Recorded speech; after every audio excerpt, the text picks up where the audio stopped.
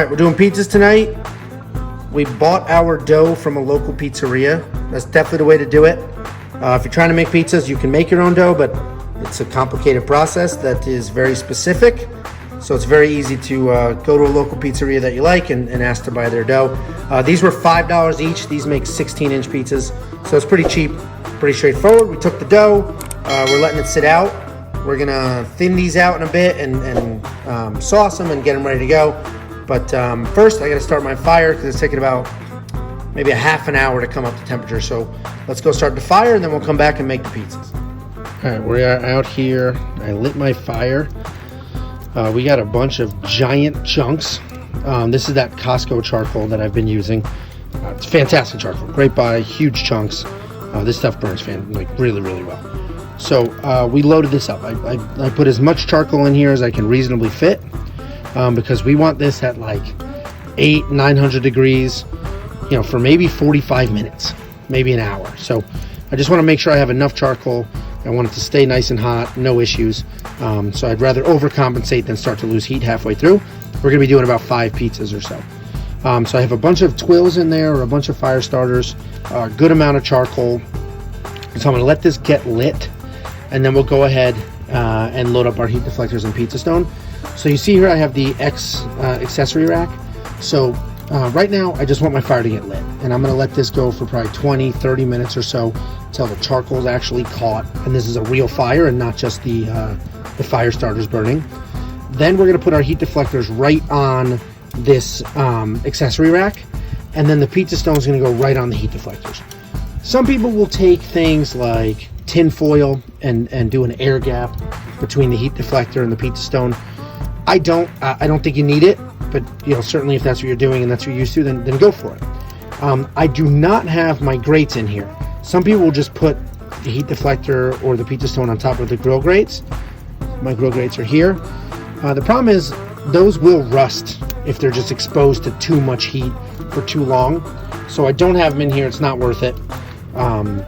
So we're using the accessory rack. It can definitely support the weight. It's not a problem. So let's let this burn. We'll go back in the house. We'll start to stretch out the dough, top the pizzas, and go from there. We'll come back when this is lit. We'll put the heat deflectors on, and then we'll close the lid. We want heat in the dome. We want this dome to get nice and hot as well, so that when the pizzas are in here, there's heat coming from above, heat coming from below, and it's just covered in heat and crisping up really nice. So let's go get the pizzas ready, and we'll come back when this is all set. All right, it is chaos in here, but the ladies are making the pizzas and putting them on pizza screens. So they spread the dough on the screen and then sauce it and top it. We're gonna cook these on the screen for a couple of minutes, and then once the crust is pretty solid, then we'll take the screens out. So this is what our pizzas look like in the kitchen as they're running around getting them ready, and we'll get them on in a bit once that stone's nice and hot. All right, we've been rolling for a little while with the heat deflector and the pizza stone. So I have this heat gun. You point at it, it tells you what the temperature is. So let's see what our stone temp is.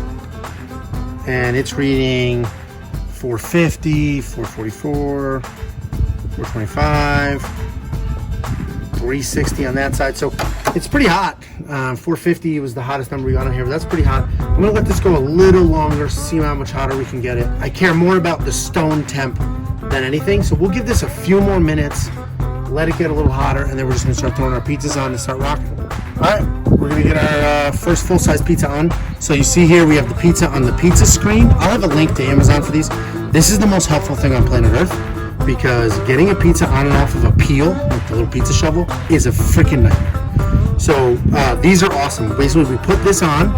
We're gonna let it cook on this metal. It's a screen for a couple of minutes. Once the crust is hard enough to pull the pizza off, we'll pull the pizza off and let that cook the rest of the way on the stone directly.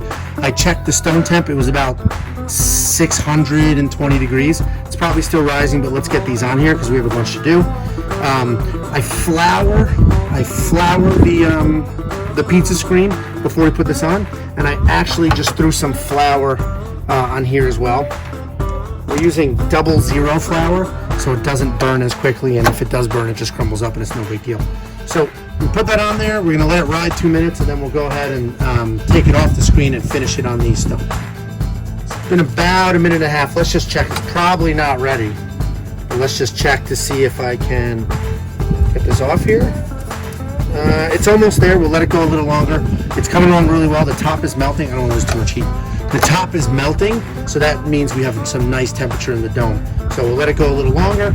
Once that's pretty solid and comes off that screen, we're going to take it right off and let it finish on these donuts. All right, it's been another minute or two. We should be good. I think we are. Yep. That goes right under.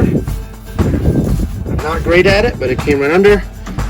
We have our hot gloves, and we're going to put it right back on the stone to finish off. I'll link to these gloves. This is not possible without the gloves.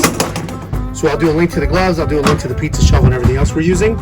But we put that back on the stone. It's gonna finish on the stone, and we'll come back in a bit to take it off. All right, it's been a couple minutes, let's check. Yep, we're done. Look at that. Nice and crispy. We got the audience here making comments. So go ahead and throw this on the tray, throw a new one on, and same process over and over. We have our pizza screen. We're gonna pop it on, check it in a few minutes, and then move it to the tray. All right, let's check. Not yet. Give it another minute. Let that crust set. Check again. All right, let's get this one off. The next one.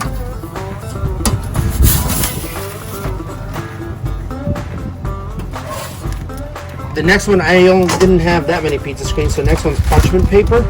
Pretty much the exact same process. You'll see the paper crisp up and stuff, but it'll be fine. Pretty much the exact same process. Once it's ready, we'll slide it off the paper and put it on the stone directly.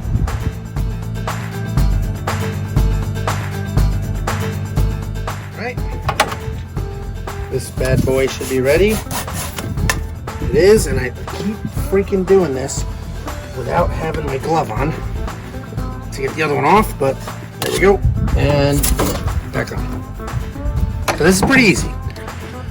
You just gotta kind of watch it because it cooks so fast, but it's, you know, a couple minutes, comes off the screen. After that, you put it on the stone, couple minutes, it's done. I'm assuming every pizza from the second I put it on to the second it's completely done, probably 7 minutes, something like that. And obviously you can do more or less depending on how thick and depending on how crunchy you like your crust. But I'm thinking 7 minutes, and these are coming out really well. The crust is crunchy, but it's not, you know, it's not gonna break anyone's teeth, and the cheese is nice and melty.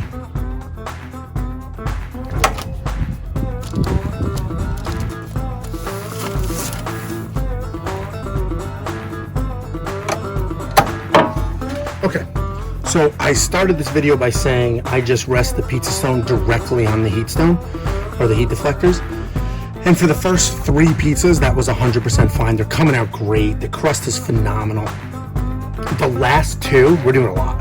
The last 2, the crust has been a little overdone and a little burnt. And that's why, lesson learned here, that's why you want a little bit of an air gap. If you're just doing a couple of pizzas, it's no big deal. But now, I don't have my heat gun with me anymore, but if I were to check that pizza stone, I guarantee it's too hot. And that's what's happening here. So this one I'm going to try to do pretty quick.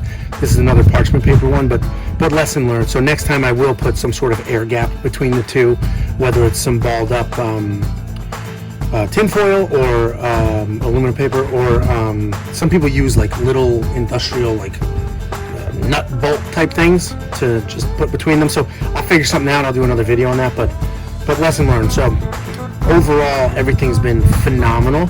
The temperature has been great. This grill got real hot. It's maintaining a perfect temperature. The first 3 pizzas were perfect, start to finish. I wouldn't change a single thing. The last 2, the crust is a little burnt, and that's because the stone's too hot. So, lesson learned.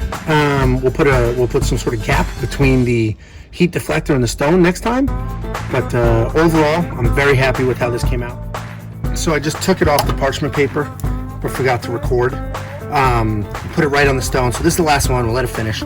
I talked about some lessons learned here. We definitely need to do the air gap. But if you're only doing 1, 2, 3 pizzas, shouldn't be a problem. It wasn't until 4, 5, 6 that I noticed the crusts were too hot. But overall, I am very pleased with this. I'm very pleased that I'm not using the DoJoe anymore. As cool as it was definitely a pain. You know, it's big. It's a big clunky thing to put on here. Once you're done with a pizza cook, you can't really do anything else because you have this giant, extremely hot device that, you know, where are you going to put it? You're not going to take it out and put it on the counter. So it's sort of just sitting there till the next day. Your grill's done for the day. Where right now, I could shut this down, let the temp go down, and then cook something else if I wanted to. But anyway, the DoJoe's cool. I'm glad I got rid of it. This is definitely the new way to do pizzas for me. I could not be more happy with the results, other than the last two are a little burnt on the bottom, but that's an easy problem to fix with the air gap. So like, subscribe, ask me any questions, learn from my mistakes, right? This is the point. Watch my video, learn from my mistakes, and then you won't make the same mistakes, and then I'll watch your video and I'll do the same. So I appreciate it. Let me know if you have any questions, and you know, I'll see you soon.